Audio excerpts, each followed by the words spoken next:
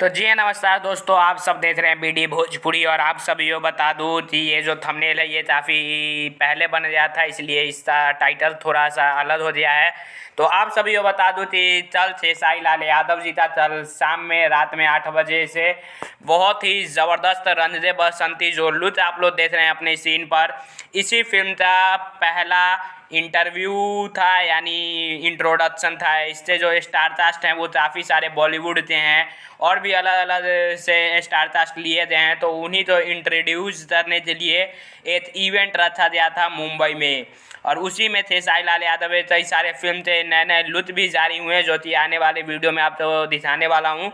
तो आप सभी को बता दूँ कि रन दे बसंती जिससे स्टार कास्ट हैं खेसारी लाल यादव, रति पांडे, डायना खान, प्रोड्यूसर है सारथी म्यूजिक थे मालिक रोशन सिंह, और बहुत ही प्यारी और सबसे बड़ी फिल्म है कैलाश खेर और दिलेर मेहंदी जैसे बड़े बड़े गायक है, बड़े बड़े सीन होने वाले हैं। तो आप लोग एक्साइटेड रहिए इस फिल्म के लिए।